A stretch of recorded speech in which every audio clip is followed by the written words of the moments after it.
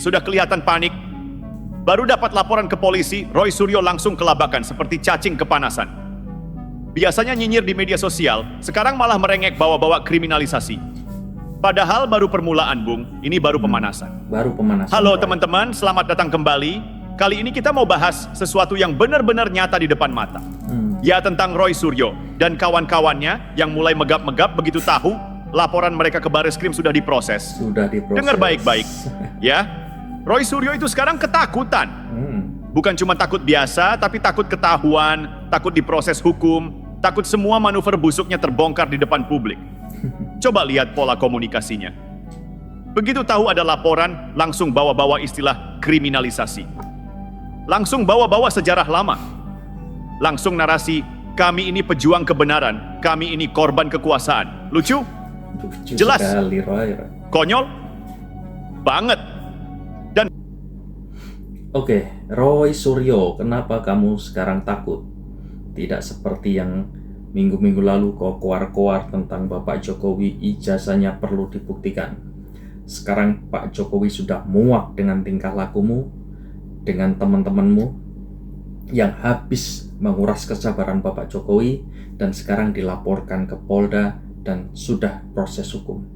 Kini kau merasa ketakutan. Kini kau merasa bahwa kau didiskriminasi.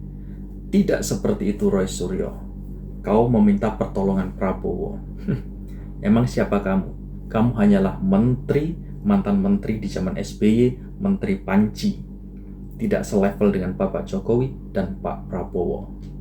Sekarang kau keluar-keluar merasa diskriminasi. Iya kan? Hei, Roy Suryo, ucapanmu itu tidak selantang yang kau bicarakan menantang Bapak Jokowi minggu-minggu kemarin. Kenapa kau sekarang takut? Takut bohong, takut ketahuan bahwa kaulah yang penyebar hoak. Kaulah dalang-dalang pembenci, penyebar hoak. Kenapa kau tidak minta pertolongan sama Anies Baswedan yang junjunganmu, yang menyuruhmu untuk menyebar hoak seperti itu? Kenapa kau tidak minta pertolongan sama Purnawirawan TNI? Hah? Kenapa? Kenapa kau malah minta pertolongan Prabowo? Tidak mungkin Prabowo menolong kau, Roy Suryo. Sudah siap-siap kau dengan Dr. Tifa, Dr. Rismon masuk bui. Siap-siap saja. Sekarang kau tidak akan tidur dengan nyenyak. Sebentar lagi proses hukum berjalan dan kau dinyatakan bohong. Tamat riwayatmu, Roy Suryo. Roy. pola ini bukan baru. Kita lanjut. Ini pola Semak. usang, main korban, main drama, main playing victim. Masalahnya, masyarakat sekarang sudah melek, Bung. Tidak semua orang bisa dibodohi dengan narasi-narasi busuk seperti itu. Betul. Fitnah bertahun-tahun tentang ijazah palsu Presiden Jokowi digoreng, dikadalin, dipropagandakan. Sekarang minta dimaklumi, sekarang minta diampuni, jangan mimpi. Ingat, ini bukan soal kebebasan akademik seperti yang kalian gembar-gemborkan. Ini soal fitnah publik, manipulasi opini, dan menghasut masyarakat dengan berita palsu. Ada beda Berita besar palsu antara kritik mulutmu, berbasis data Roy Suryo. dan menggoreng hoax untuk kepentingan politik. Dan lebih parahnya lagi, Roy Suryo membawa-bawa nama Presiden Prabowo, seolah-olah Prabowo bakal jadi tameng buat dia.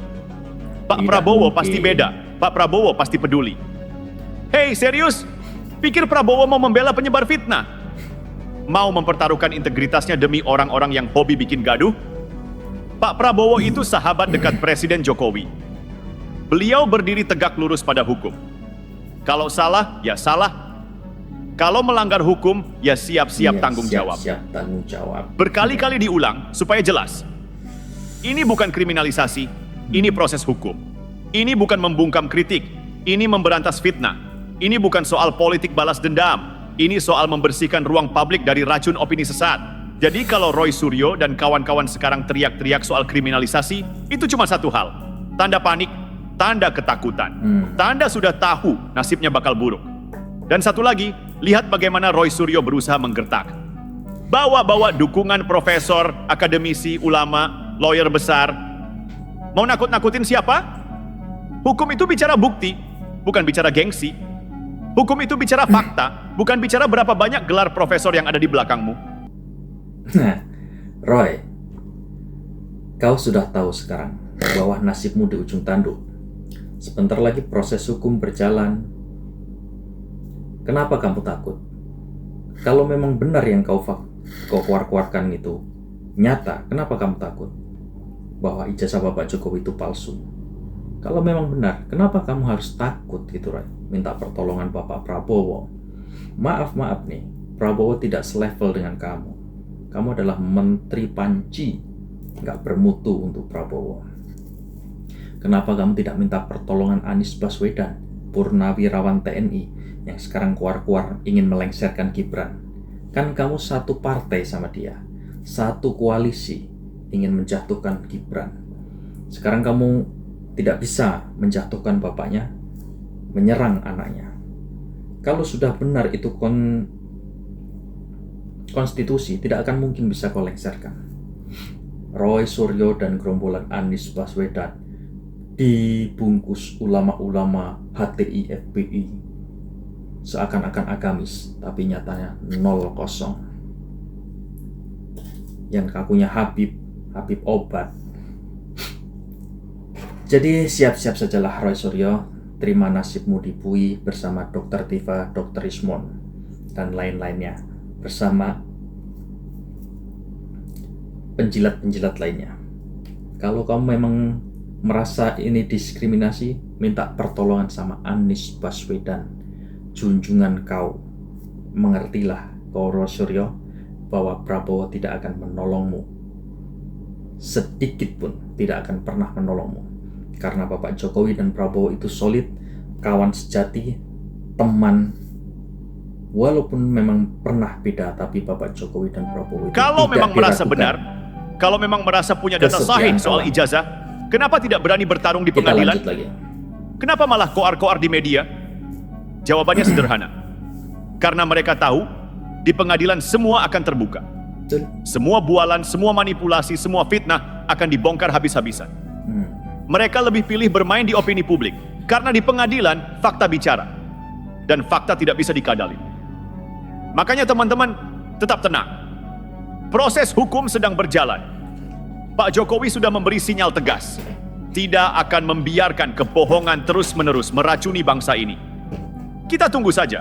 Roy Suryo dan gerombolannya yang kemarin berani teriak-teriak, sebentar lagi akan diam 1000 bahasa. Ini baru permulaan. Baru permulaan Roy Dan Suryo. percaya, ini baru gelombang kecil. Gelombang kecil. Badai besarnya Ini akan adalah segera masalah datang. kecil bagi Jokowi. Sekarang kita masuk ke yang lebih seru, reaksi masyarakat. Percaya atau tidak, publik sekarang sudah jauh lebih cerdas. Orang-orang sudah bisa membedakan mana kritik sehat, mana hoaks murahan, mana oposisi yang beradab, mana provokator yang haus panggung. Dan kalau lihat komentar di media sosial, di forum-forum diskusi, atau bahkan di jalanan, satu hal yang muncul. Publik muak. Ya, Roy muak. Suryo. Muak dengan pola lama. Fitnah dulu, klarifikasi belakangan. Tukang fitnah Hajar dulu, mulut kalau tusuk salah Roy tinggal Suryo minta maaf. dan Rusak kawan-kawan. reputasi orang, lalu sembunyi di balik dalih kebebasan berbicara. Sudah basi, sudah tidak laku. Tidak Bahkan lagi, pendukung-pendukung Roy Suryo. yang dulu setia di belakang mereka pun sekarang mulai minggir satu-satu. Bukan karena takut, tapi karena malu. malu Malu ikutin mendukung kau. orang yang begitu ketahuan salah, langsung main drama playing victim. Di sisi lain, masyarakat umum mulai semakin simpati kepada Presiden Jokowi. Kenapa? Karena masyarakat sadar. Selama ini beliau diam, sabar, bahkan sering membiarkan fitnah-fitnah itu bergulir tanpa balasan. Tapi sekarang, ketika fitnah sudah keterlaluan, negara harus hadir. Negara harus bertindak. Hukum harus ditegakkan. Ini bukan soal membela individu. Ini soal menjaga kehormatan institusi negara. Kalau kepala negara saja bisa seenaknya difitnah tanpa bukti, lalu siapa lagi yang bisa dijaga martabatnya? Efek politik ke depan. Nah, sekarang mari kita bicara soal efek politiknya. Roy Suryo dan sejenisnya pikir mereka bisa memperlemah pemerintahan Prabowo Gibran dengan manuver ini? Salah besar, yang terjadi justru sebaliknya. Soliditas pemerintahan makin kuat. Basis Makin dukungan solid. rakyat ke Prabowo Gibran makin kokoh. Kenapa? Makin kokoh. Karena publik melihat komitmen mereka untuk menegakkan hukum secara adil, tanpa pandang bulu. Diulang lagi biar nempel. Ini bukan soal Jokowi pribadi. Ini soal menjaga marwah hukum. Ini soal mendidik masyarakat bahwa kebebasan itu ada batasnya, batas kebenaran. Dan buat Roy Suryo DQ, percaya atau tidak, setiap koar-koar yang mereka buat, setiap playing victim yang mereka mainkan, justru mempercepat kehancuran mereka sendiri. Makin banyak bicara, makin banyak blunder, makin banyak drama, bicara, makin banyak masyarakat makin yang sadar. omong kosong, Oh, Suryo. ternyata selama ini cuma omong kosong. Akhirnya, hukum tetap berjalan. Rakyat tetap bergerak maju. Dan mereka akan dilupakan perlahan, tenggelam dalam daftar panjang politisi gagal yang tidak tahu diri. Sekarang, mari kita kunci pembahasannya. Proses hukum akan berjalan terus. Masyarakat sudah muak dengan permainan drama. Dengan permohonan Pemerintahan drama, Prabowo Suryo. Gibran tidak akan goyah hanya karena ocehan receh. Dan Roy Suryo tinggal menunggu waktu, tinggal menunggu konsekuensi dari semua ocehannya sendiri. Bersiaplah. Mulutmu Kalau selama hari ini bisa mau tidur nyenyak, Roy mungkin Suryo. mulai sekarang harus siap begadang menghadapi panggilan hukum. Karena keadilan sekali bergerak tidak akan pernah mundur. Oke, kalau Roy Suryo sudah mulai goyang, sekarang kita lihat siapa lagi yang mulai keringat dingin. Pertama tentu saja, Dr. Tifa dan Dr. Rismon. Dua Dr. nama ini Tifa memang dari dan awal Dr. rajin Rismon. betul ikut-ikutan menyebar narasi palsu Ikut-ikutan soal ijazah. Bawa-bawa narasi gelar ijazah doktor, palsu. bawa-bawa ilmu pengetahuan. Dokter Seolah-olah kalau sudah pakai gelar akademik, omongan ngawur bisa dihalalkan. Padahal publik sudah pinter. Gelar boleh tinggi, tapi kalau cara bicara sudah menyerempet fitnah, ya tetap saja pelanggaran hukum. Mereka ini sebenarnya tahu, sangat tahu, bahwa apa yang mereka lontarkan itu rawan. Bahwa apa yang mereka tuduhkan itu tidak kuat bukti. Tapi tetap saja dilakukan. Kenapa? Karena mereka pikir, Jokowi kan diam saja, presiden santai, tidak akan menggugat. Salah besar. Begitu Jokowi menunjukkan tanda-tanda serius, baru kelabakan. Baru bawa-bawa solidaritas akademisi, dukungan ulama, civitas akademika, dan ulama seterusnya. FPI, Seolah-olah ulama ingin HTI, memperlihatkan. ulama Lihat, radikal kami punya semua. banyak pendukung loh. Padahal kalau mau jujur, itu cuma tameng psikologis. Cuma pelarian dari rasa takut. Takut menghadapi konsekuensi hukum. Takut pertanggungjawaban atas fitnah mereka sendiri. Pola lama, ulang-ulang terus. Dan yang lucu, polanya itu-itu saja. Waktu sadar bakal diproses hukum, langsung bawa-bawa istilah kriminalisasi. Waktu sadar tidak punya bukti kuat, langsung tuding pemerintah otoriter. Waktu sadar dukungan publik mulai hilang, langsung cari panggung lagi dengan narasi kami korban kezaliman. Polanya persis kayak Hasto. Polanya persis kayak orang-orang yang selama ini main politik fitnah tanpa perhitungan.